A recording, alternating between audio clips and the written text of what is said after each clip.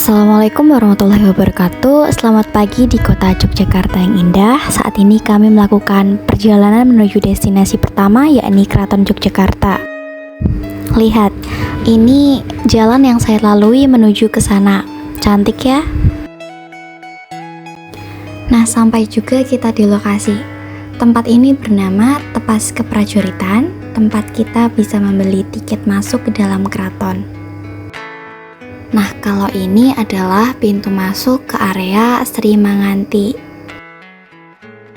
Tempat pertama yang bisa kita lihat di area ini bernama Bangsal Sri Manganti. Tempat ini merupakan pendopo utama untuk menyajikan acara seni dan budaya loh. Lihat, ada pertunjukan wayang kulit. Oh iya, tak lupa juga saya perkenalkan kuitor kami di keraton, yakni Ibu Yuli. Ibu Yuli mengatakan bahwa usia keraton Yogyakarta ini sudah tua loh, sekitar 269 tahun sejak didirikan tahun 1755 oleh Sri Sultan Hamengkubuwono I. Kalau yang ini adalah pintu masuk ke area Kedaton. Ada tulisan Jawa di atasnya yang dibaca Dono Pratopo, yang artinya Sultan selalu berdana dan bertapa. Sebelum masuk ke dalam Kedaton, kita bisa melihat ada dua patung abdi dalam. Patung ini memberikan simbol pengabdian dan dedikasi para abdi dalam kepada Sultan dan keraton. Di sini bisa kita lihat lambang keraton dengan tulisan Jawa HB atau Hamengkubuwono. Di area Kedaton, kita bisa melihat tempat ini. Namanya adalah Bangsal Mandalasana.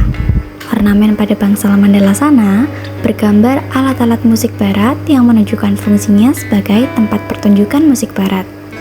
Bangsal ini tidak dibangun di waktu yang sama dengan Keraton Yogyakarta loh. Akan tetapi dibangun ketika masa kolonial Belanda. Nah, bangunan lain yang bisa kita temukan di area Kedaton adalah tempat tinggal Sri Sultan Hamengkubuwono X. Cantik ya?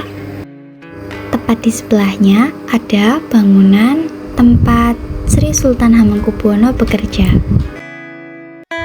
Tepat di sebelahnya ada bangunan bernama Bangsal Kencana.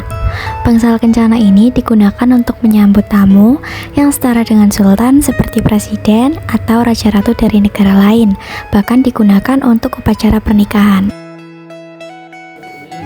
Di area Kedaton, kita juga bisa melihat museum di mana pakaian-pakaian khas dan artefak-artefak milik keraton dapat dilihat oleh pengunjung. Contohnya patung di sana tadi adalah patung yang menunjukkan pakaian wanita ketika acara Midodareni. Acara Midodareni sendiri adalah sebuah rangkaian upacara adat Jawa yang dilakukan sebelum pernikahan.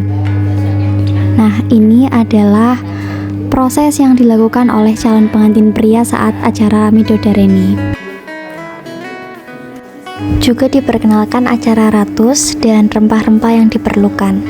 Selanjutnya diperkenalkan juga upacara ngari yang tujuan utamanya agar pengantin benar-benar bersih lahir dan batin. Dan ini dia adalah peralatan-peralatan yang diperlukan dalam upacara.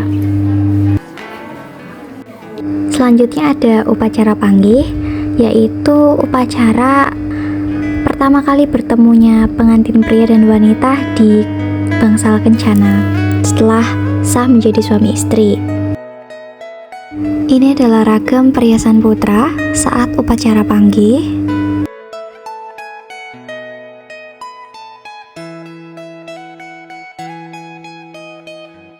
Dan ini adalah ragam perhiasan putri saat upacara panggih.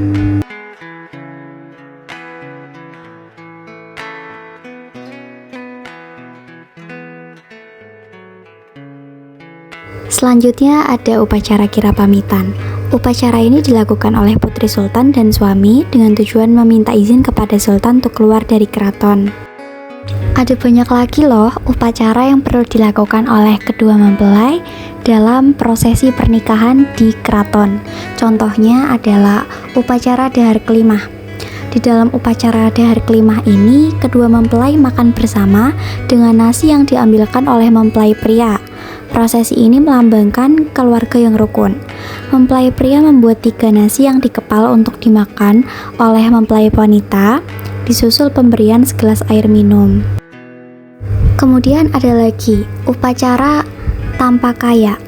Upacara ini juga disebut kacar kucur. Upacara ini merupakan simbol pemberian nafkah oleh suami kepada sang istri. Ada lagi, namanya upacara edan-edanan. Di dalam upacara ini terdapat sepasang laki-laki dan perempuan, yakni abdi dalam keraton yang berdandan seperti pengantin yang tidak beraturan. Pasangan abdi dalam edan-edanan ini dihadirkan dengan harapan sebagai tolak bala agar proses pernikahan berjalan lancar. Nah, kalau ini adalah replika bagaimana pakaian dan aksesoris yang digunakan secara lengkap oleh mempelai wanita dan mempelai pria. Sungguh elegan ya. Di dalam kedaton, kita juga disuguhkan oleh suatu pameran bernama Parama Iswari Mahasakti. Pameran ini menceritakan peranan perempuan, terutama para permaisuri dari Keraton Yogyakarta. Salah satu contoh adalah Ratu Kencono, permaisuri dari Sultan Hamengkubuwono VII yang ternyata mengatur ekonomi di keraton pada masanya. Kemudian Gusti Kanjeng Ratu Kadipaten yang adalah seorang panglima dari prajurit bernama Langen Kusuma. Ini dia adalah busana dan senjatanya. Di dalam museum, masih di area kedaton, kita juga diperkenalkan oleh sejarah teh di Indonesia dan set lengkap dari peralatan minum tehnya. Dan ternyata penyajian teh di pagi dan siang hari berbeda loh. Dan terakhir, ada tatanan tempat duduk dan peralatan minum teh yang diatur sedemikian rupa ketika cara minum teh dilaksanakan. Sampai juga kita ke destinasi kedua, yakni Museum Kereta atau Museum Wahana Rata. Dalam museum ini, kita diperkenalkan pada para Sri Sultan Hamengkubuwono, dari yang pertama sampai yang ke-10. Kita juga diperkenalkan pada atribut-atribut berkuda yang ternyata sampai saat ini masih bisa digunakan dan berfungsi loh. Banyak juga ya atributnya. Apa ini? Ini adalah pakaian dari Pak Kusir loh. Tahu kan? Yang mengendarai kereta kuda. Keren ya? Kalau ini adalah busana dari para abdi dalam. Beragam dan keren-keren ya busananya, seperti prajurit. Kemudian ada payung kebesaran sultan, dan bagian-bagian payungnya dijelaskan juga loh. Lihat kan?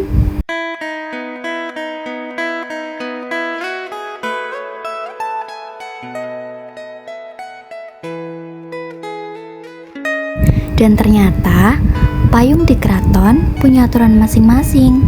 Jadi semakin tinggi pangkatnya, maka semakin mewah dan tidak sesederhana itu payungnya. Oh iya, perlu kita tahu kalau di dalam Museum Wahana Rata ada sekitar 23 koleksi kereta. Kalau sekilas dilihat hampir mirip ya, tapi ternyata berbeda-beda baik dari bentuk maupun fungsinya loh. Hebat ya. Di sini kita bisa melihat ada yang bernama Kus nomor 10, Kiai Puspaka Manik, Kiai Kuto Kaharja, dan lain-lain.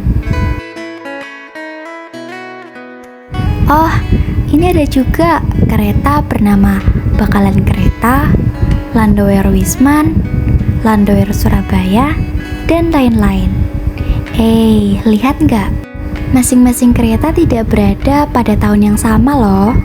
Ada yang dari masa Sri Sultan Hamengkubuwono VIII, ada yang dari tahun 1890 sampai tahun 1990. Wah, ternyata kereta-kereta ini jauh lebih tua daripada saya.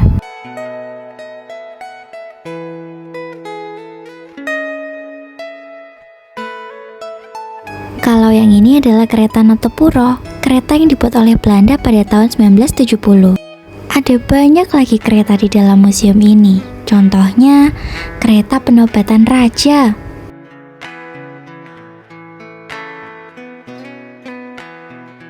Kereta pesiaran atau kereta yang biasa digunakan oleh keluarga kerajaan untuk jalan-jalan. Kemudian ada juga kereta khusus untuk upacara kirap pengantin.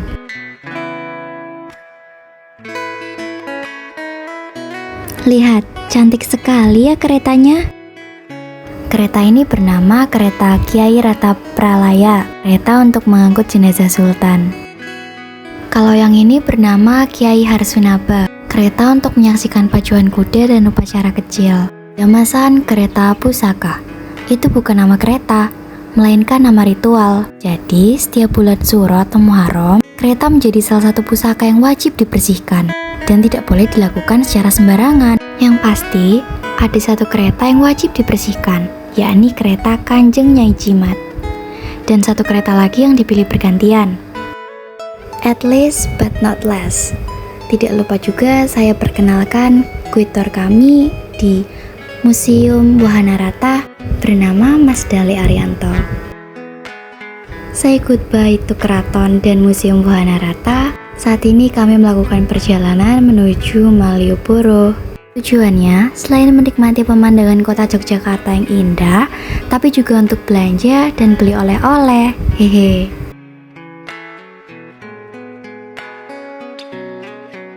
Wah, tapi setibanya saya di sana, kota Yogyakarta sedang hujan. Tapi lihat, Malioboro tetap ramai ya. Palang-palang jalan yang khas, becak motor, kursi, bahkan lampu-lampu. Seperti berada di masa lampau rasanya.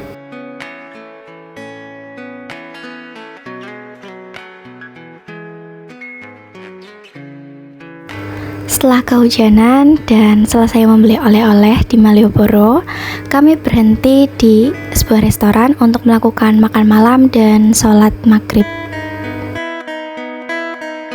Hari sudah malam dan langit sudah gelap, tapi sampai juga kita di destinasi terakhir, yakni Ramayana Ballet.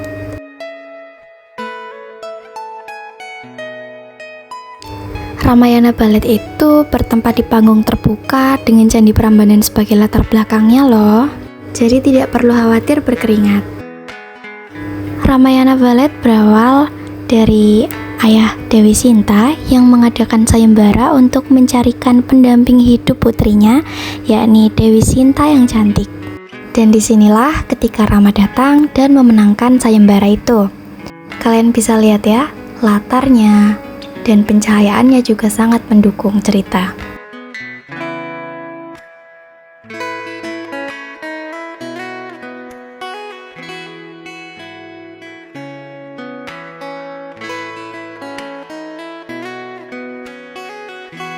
Ketika Rama keluar sebagai pemenang dari sayembara, maka Dewi Sinta resmi menjadi istri dari Rama.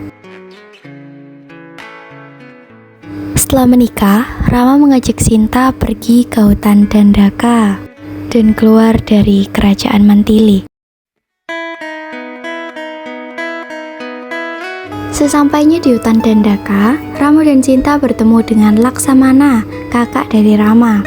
Tapi ternyata Rahwana mengutus anak buahnya untuk menyamar menjadi Kijang Kencana dan menarik perhatian Sinta. Sehingga Sinta meminta Rama untuk menangkapkan Kijang itu untuknya. Coba amati deh, gerakan para penarinya sudah profesional sekali ya.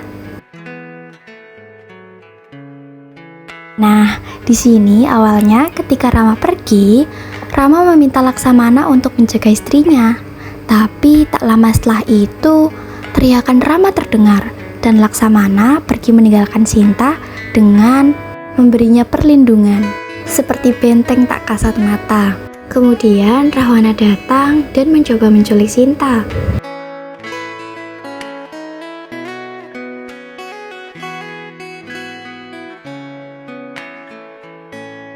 Nah, kalian lihat kan setting cahayanya? Benar-benar mengikuti cerita. Setelah menyadari bahwa Rahwana tidak bisa masuk dan membobol pertahanan dari Laksamana, maka dia memutuskan untuk berpura-pura menjadi seorang Brahmana dan menipu Sinta sehingga Sinta dapat ia culik. Dan saya betul-betul terkesan pada setting pencahayaan cerita ini. Kalau ketika ini, Jatayu sedang terbang dan menyadari bahwa Sinta sedang diculik. Keren ya kalau dilihat-lihat, dari segi pencahayaan, busana, dan penarinya. Singkat cerita, Rama meminta bantuan Hanuman dan pasukan Kera untuk menyelamatkan Sinta di kerajaan Alengka. Rahwana ingin membunuh Hanuman tapi dihentikan oleh saudaranya.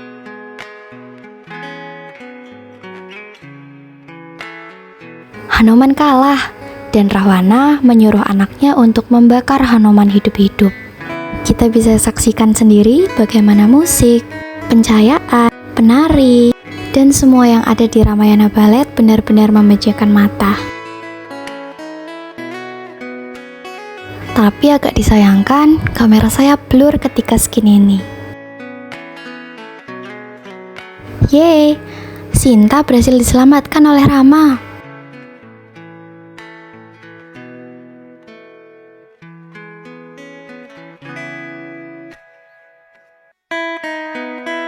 Loh, tapi ternyata Rama tidak percaya pada kesucian Dewi Sinta.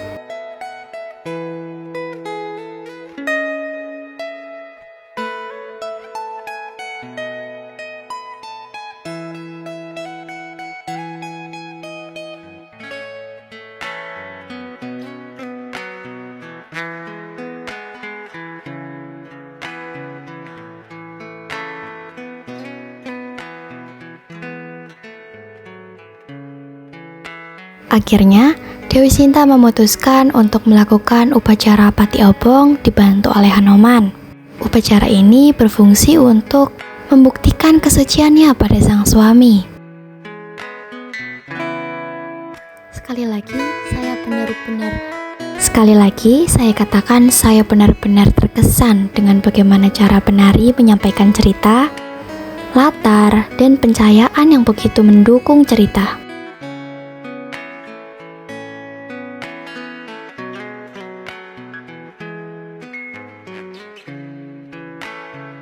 Cerita Ramayana Ballet berakhir dengan diterimanya lagi Dewi Sinta oleh sang suami, Rama. Di akhir acara, penonton diperbolehkan berfoto dengan para penari. Dan karena terlalu ramai, saya hanya mendapatkan jatah foto dengan Laksamana, kakak dari Rama.